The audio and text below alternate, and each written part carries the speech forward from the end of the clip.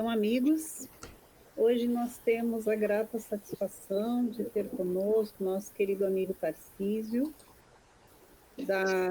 do Abrigo Espírita Oscar José Tan, e que vai nos falar sobre a doutrina. E aí a gente até vai ficar pensando assim, o que seria de nós sem essa doutrina, né? Nesses momentos especialmente. Então, querido amigo, seja muito bem-vindo, um prazer enorme tê-lo na nossa casa, no nosso convívio, e passamos a palavra para ti. Boa tarde mais uma vez aos irmãos. Nosso coração se enche de gratidão por podermos estar reunidos em nome de Jesus para a reflexão a respeito do seu Evangelho, à luz da doutrina espírita, mesmo que virtualmente. Então, que os bons espíritos, os nossos amigos espirituais, abençoem os nossos propósitos para que tenhamos um bom encontro com boas reflexões e que essas reflexões, acima de tudo, possam, de alguma forma, contribuírem para a nossa vida, para o nosso dia a dia, para a nossa caminhada.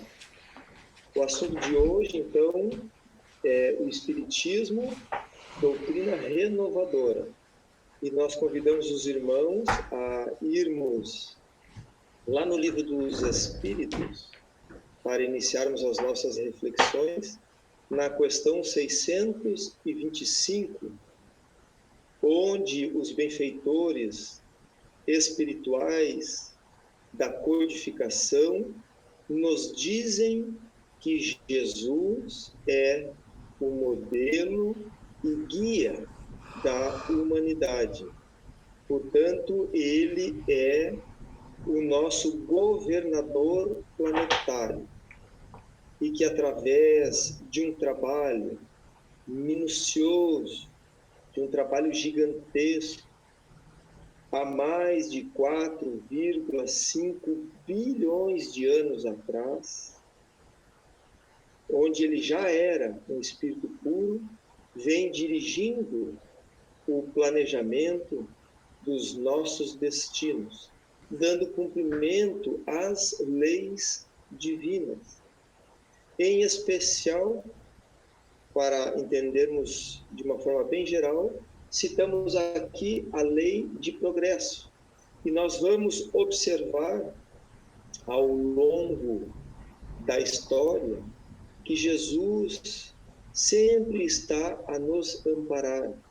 De início, manda Moisés como o representante de uma justiça, como legislador severo, trazendo aí os 10 mandamentos e personificando, então, a justiça na terra. Nós vamos observar que o tempo vai passando, o progresso vai se efetuando, a evolução vai prosseguindo, e Jesus vem, então, ele mesmo, em corpo físico, no nosso orbe, trazer o seu evangelho como roteiro seguro, sendo a personificação do amor, onde nós, então, cristãos primitivos, seguimos o seu evangelho de forma clara, límpida, transparente, até aproximadamente o século III, quando nós começamos a desvirtuar e colocar os interesses em cima do Evangelho. Mas o tempo continua passando, o progresso vai se realizando gradativamente aqui e acolá, e aí vem, no século XIX, a terceira revelação, a doutrina espírita, o advento do Consolador, a doutrina codificada por Kardec. Agora, o Evangelho redivivo, resgatando a pureza original da época de Jesus.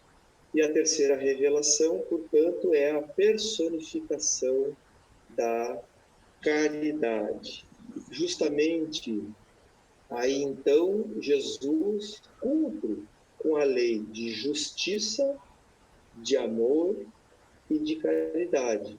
E nós vamos observar no dia 18 de abril de 1857, através da publicação de O Livro dos Espíritos, uma nova era para a humanidade. A partir dali é inaugurada a Boa Nova, a nova era.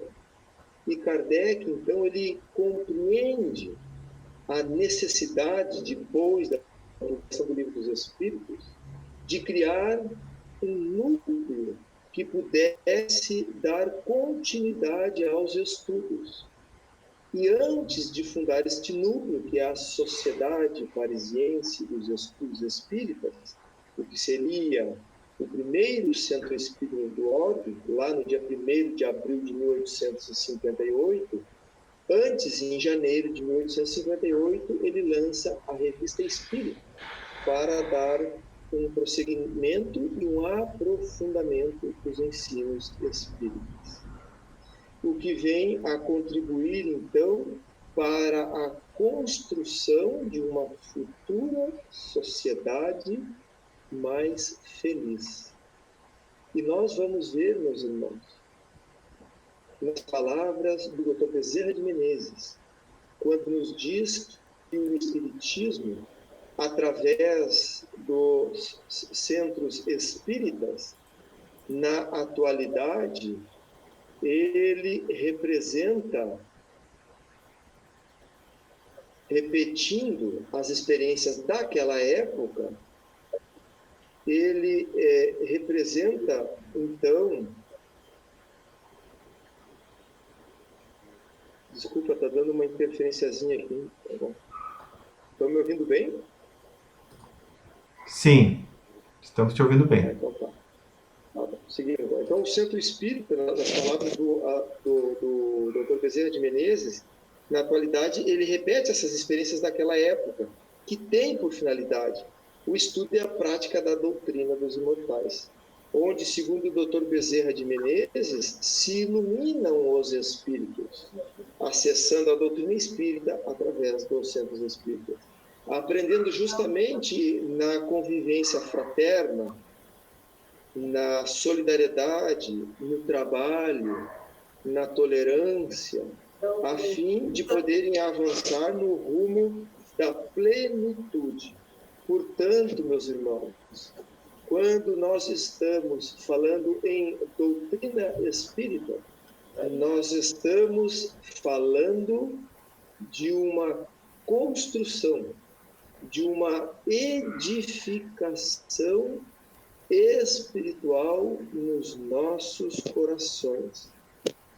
Portanto, o Espiritismo, representado pelos centros espíritas, pelos seus núcleos espíritas, diz o Dr. Bezerra de Menezes, é uma oficina de trabalho edificante.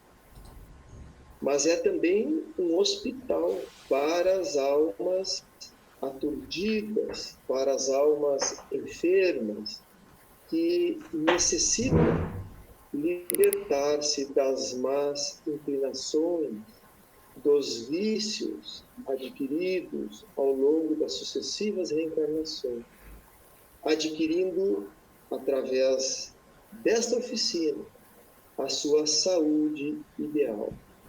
Então, sob esse tríplice aspecto, ou seja, filosofia, ciência e religião, o Espiritismo é uma ferramenta de auxílio profundo para o conhecimento do Evangelho de Jesus e para a implantação do reino de Deus nos nossos corações.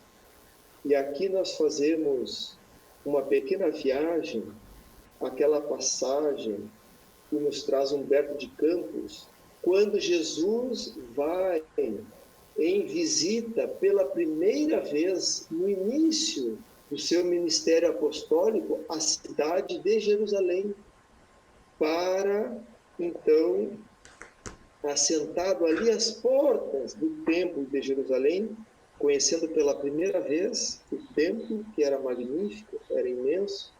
Um pouco distante dali, dentro do templo, estavam alguns sacerdotes e alguns pensadores ociosos em conversação frívola. Um deles, Hanã, atraído pelo magnetismo de Jesus, vai até a porta, aproxima-se do mestre e pergunta a ele: Galileu, o que fazes na cidade? E Jesus, então, com modesta nobreza, responde ao sacerdote Hanã: eu passo pela cidade para a implantação do reino de Deus na terra. Essa é uma das passagens mais significativas, se assim podemos nos expressar, da vida de Jesus, porque traz a finalidade do Mestre aqui na terra entre nós, a implantação do reino de Deus. E o sacerdote ficou impressionado com a resposta de Jesus, diz: mas reino de Deus? Que pensas tu venha ser isto? E Jesus nos diz que o reino de Deus é a obra divina no coração dos homens.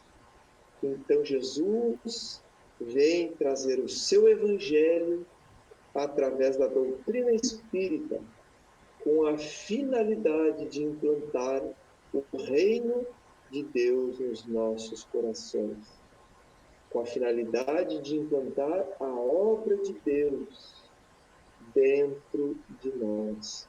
E prossegue este diálogo belíssimo que deixamos para os irmãos depois procurarem no livro Boa Nova, Humberto de Campos. Mas abrimos aqui um pequeno parênteses para quando nós irmos para o livro dos Espíritos e vermos lá, já no início, nos prolegômenos, vários espíritos assinando o livro dos Espíritos, entre eles João Evangelista, para trazer uma pálida noção para todos nós da importância do livro dos Espíritos como consequência, a doutrina dos Espíritos em nossas vidas e na construção do reino de Deus nos nossos corações. E para vermos como os Espíritos tratam a Boa Nova, a doutrina dos Espíritos, com um profundo zelo e um imenso amor, cuidado e carinho. João Evangelista foi um dos discípulos escolhidos por Jesus para formar o colégio apostólico para a divulgação da Boa Nova. João foi escolhido por Jesus aos 15 anos.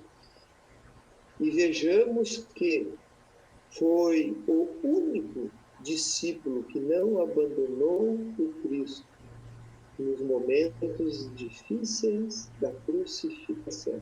Enquanto os outros o abandonaram, lá estava João e Maria, a mãe de Jesus. Tamanho o amor de Jesus por este apóstolo, que diz nos seus instantes finais para Maria: eis aí o teu filho. João, eis aí a tua mãe, deixando os cuidados da sua mãe para o seu apóstolo João. É o único discípulo que não vai morrer por morte violenta. E já no final da sua existência vem escrever o Apocalipse, quando então vai preso na ilha de Patmos. E muito interessante aí esta história, que lá ele causa alguns problemas para as autoridades romanas, porque todos os guardas que eram dirigidos à ilha para cumprir com a segurança e não deixar o apóstolo fugir, eram convertidos para o Evangelho de Jesus. Todos se encantavam com o verbo de João. Então as autoridades tinham que trocar repetidas vezes os guardas, e cada vez que os guardas lá retornassem, eram convertidos ao Evangelho. Toda vez, todo instante. Nós vamos ver depois, através das informações dos espíritos amigos, que este espírito, mais de 1000 anos no mundo espiritual, em 1181, retorna agora, na época das cruzadas, como o Poverello de Assis, envergando o corpo físico, Francisco de Assis, para nos mostrar agora a importância da humildade, a importância da simplicidade, a importância do desapego, mas, sobretudo, a importância da obediência a Deus nos seus desígnios, para que nós saibamos implantar o reino de Deus de forma eficiente em nossos corações. Então, meus irmãos, a doutrina espírita, o Consolador prometido por Jesus,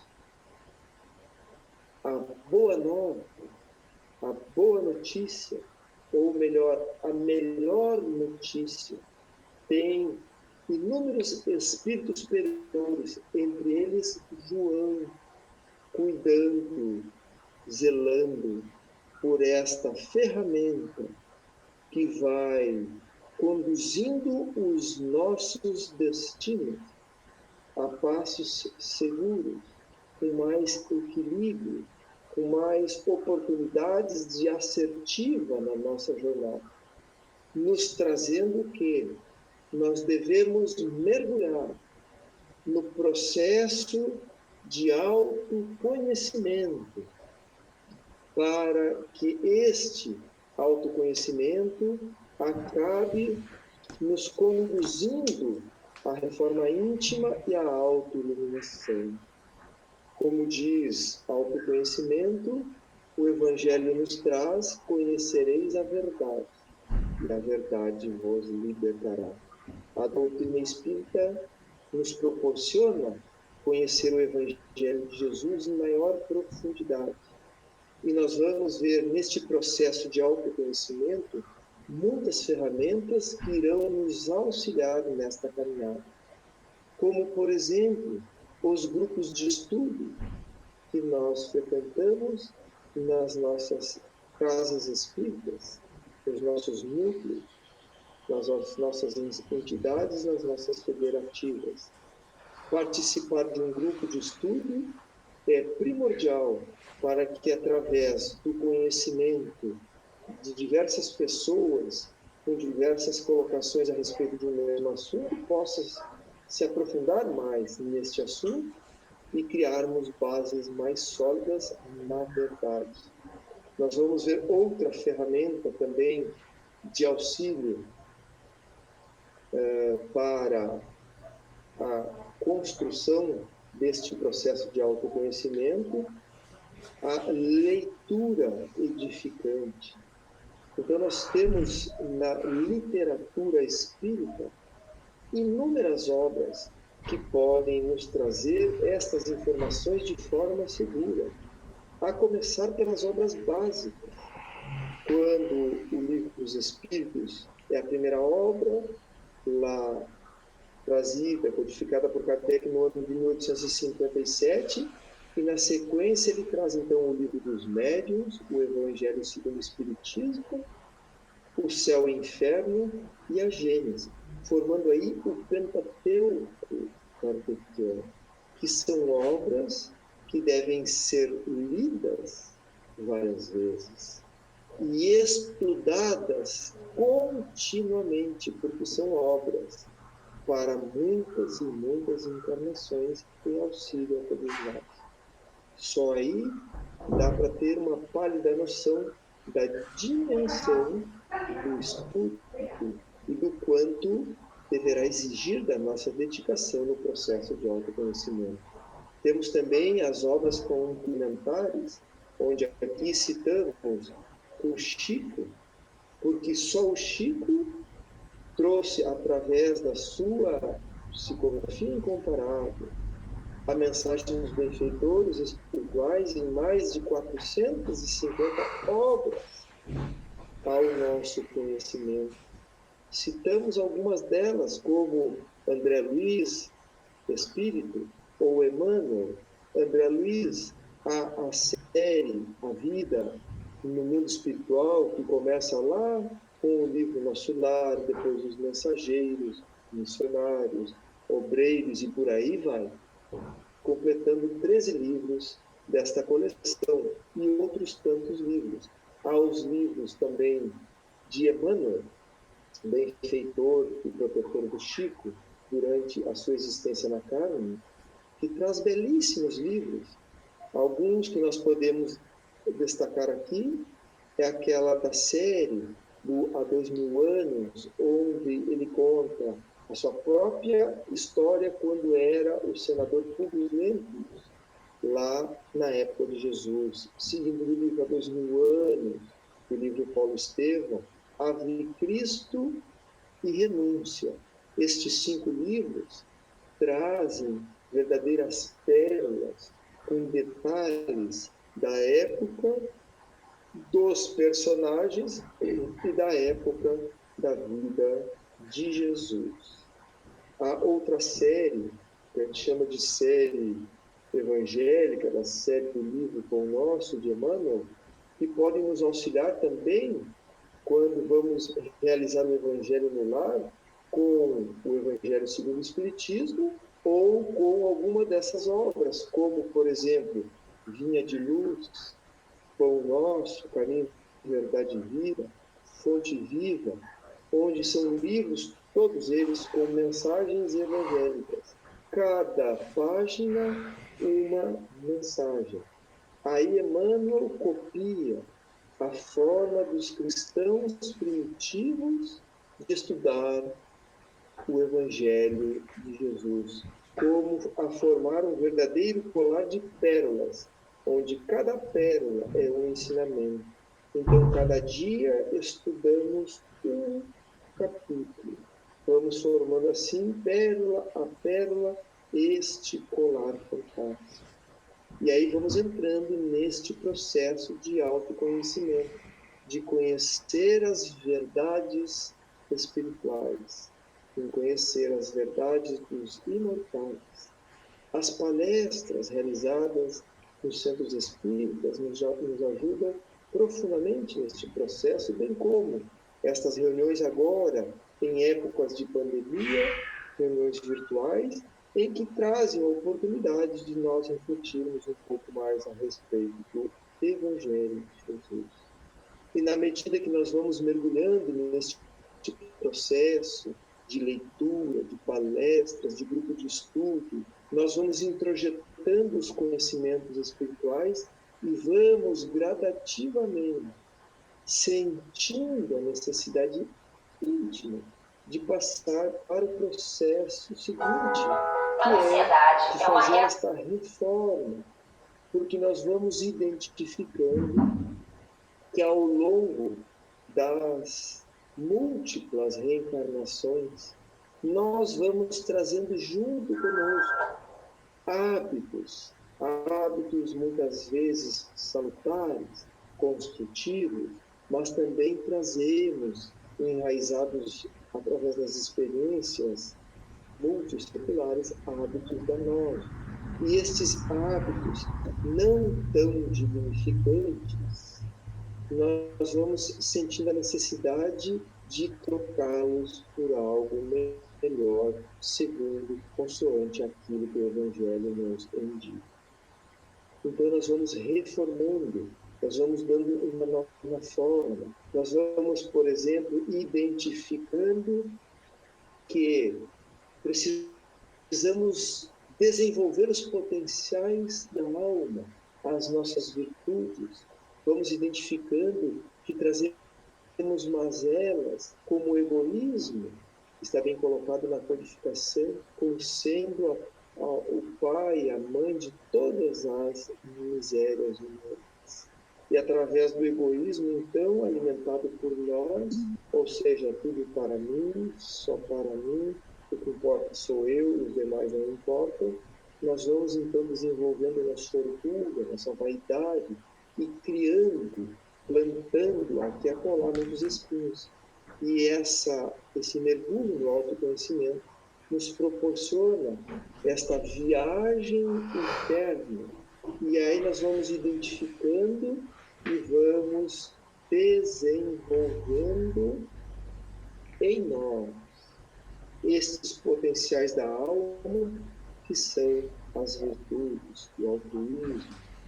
E identificamos também que uma das principais virtudes a serem desenvolvidas na nossa caminhada, para todos nós que desejamos caminhar com passos mais firmes, de forma mais equilibrada, rumo ao processo de autoiluminação, rumo ao processo da felicidade que já conseguimos viver aqui na Terra, a primeira virtude a ser desenvolvida é a humildade, porque a humildade é esta virtude capaz de proporcionar e identificar em nós aquilo que já está desenvolvido e aquilo que precisa ser melhorado.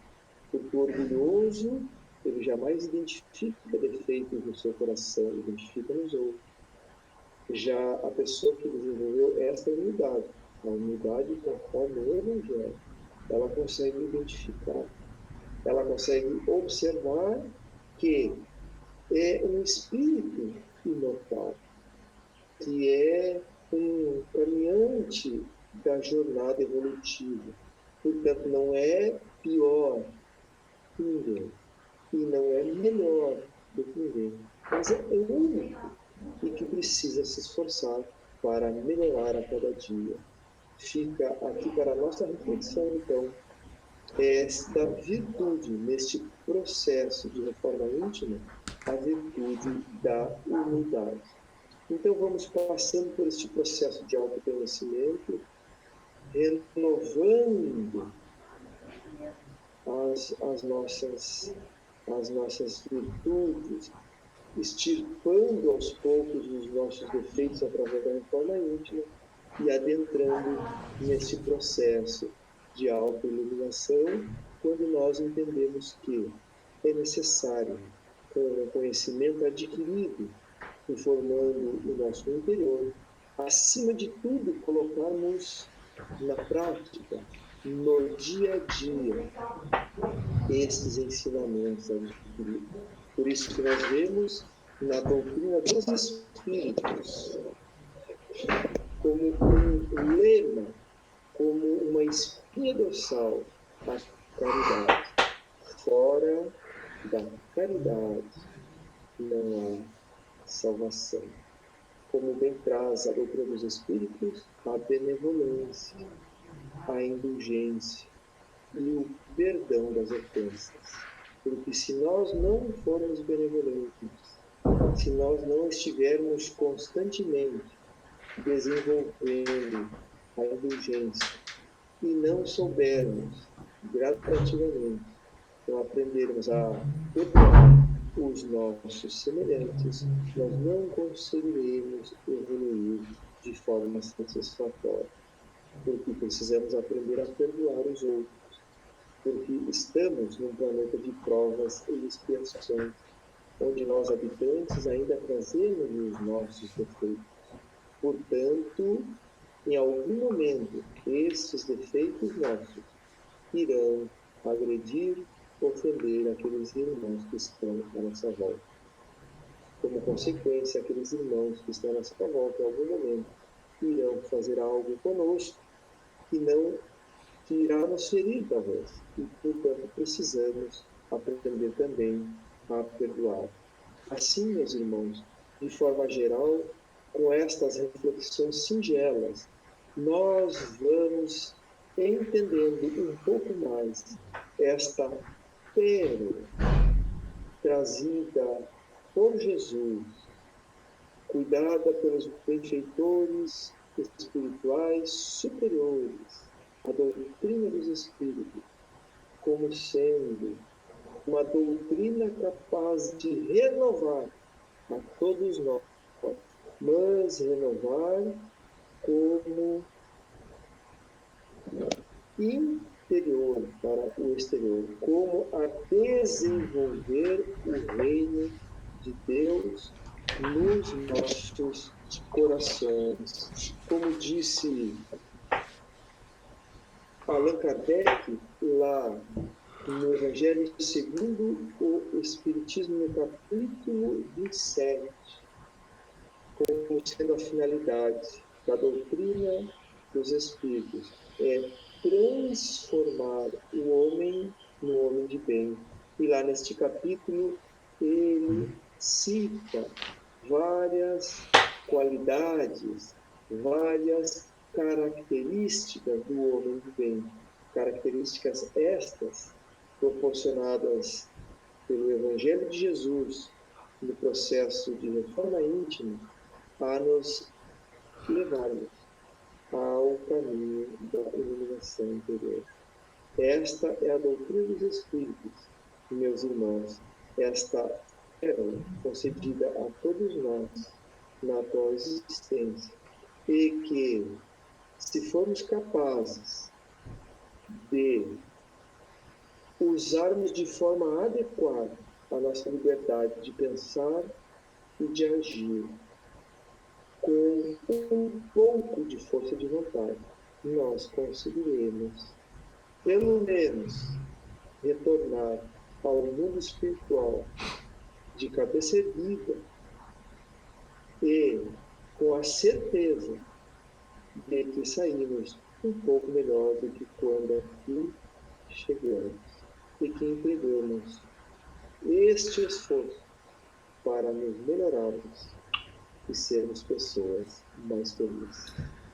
Resta-nos, portanto, agradecer a todos os irmãos que participam conosco destas reflexões e rogar aos benfeitores a proteção e o amparo para que possamos assim progredir de forma mais eficaz. Que Jesus nos abençoe a todos neste momento. Muito obrigado.